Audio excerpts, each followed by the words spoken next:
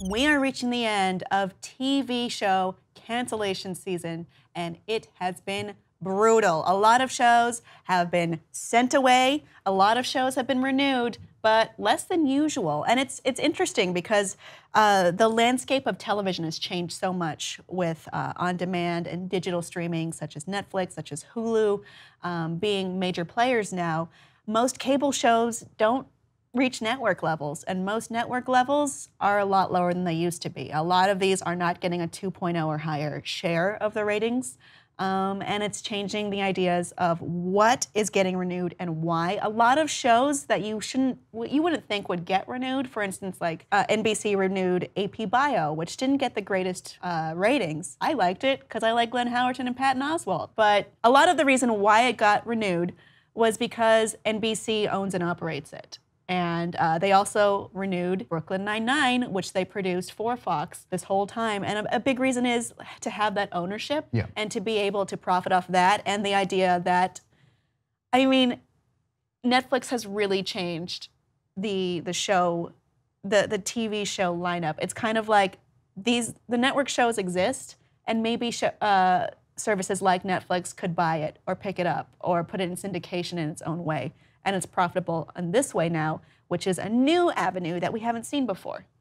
Yeah, for sure, for sure. It's interesting, kind of, and honestly, all the shows that people love are, or I guess our generation love, are being kind of relegated to more like Netflix and Hulu and stuff like that. I'm a cord cutter, for sure. I don't even...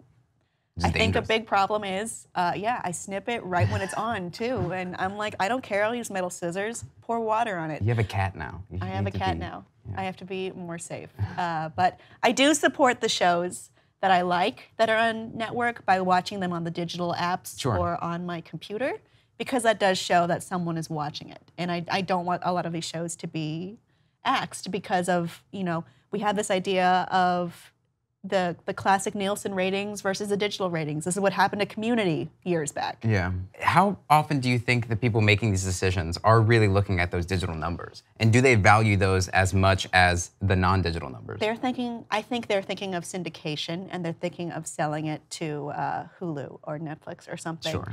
And collecting money off those rights as well. Yeah, because honestly, the Brooklyn Nine-Nine thing fascinated me because I watched Brooklyn Nine-Nine. I do too. I didn't think anyone else watched Brooklyn Nine-Nine. That's one of the shows that I watch, like, from my desktop at work. Yeah. Because I'm allowed to watch TV at work. Perfect. But like, I didn't see people really talk about it until it got canceled, which is the weird thing. It's a hilarious show. It really is. So on that note, I wanted to play a little game, which is, which show would you bring back from the dead that got axed?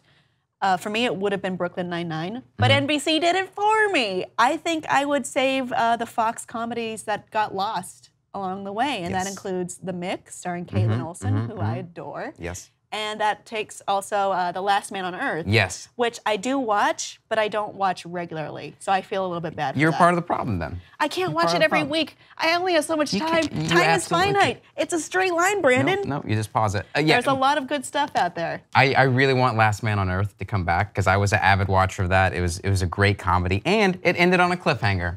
Of course it did. And it ends every season on a cliffhanger. Yeah, I know, but let's just give them 3 more episodes to wrap up what happened. No spoilers, but like 3 more episodes. That's all I really need in order to feel good about it ending. Is that the one that you would bring back too, or do you have another idea? Yes, I would bring that back because I don't think it's hyper expensive. It has a really small cast. Really, it's one singular location. I would also bring back, speaking of Fox stuff that I want to bring back for the dead, Making History, which no one watched except for you and me. I watched that. I was excited that you said you liked it because that show was funny. Paul Revere was a lunatic. Yes. I was having so much fun thinking about American history and time travel.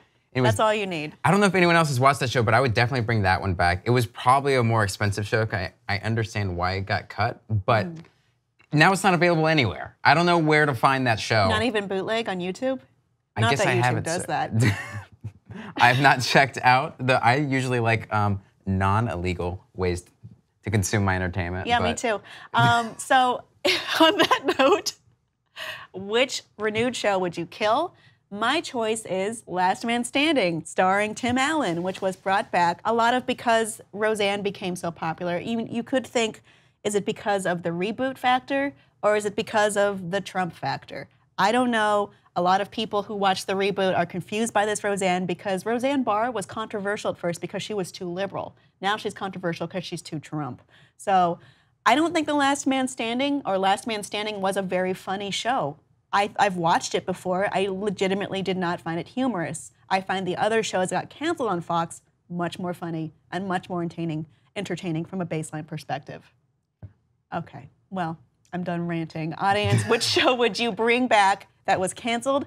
And you have to do equivalent exchange.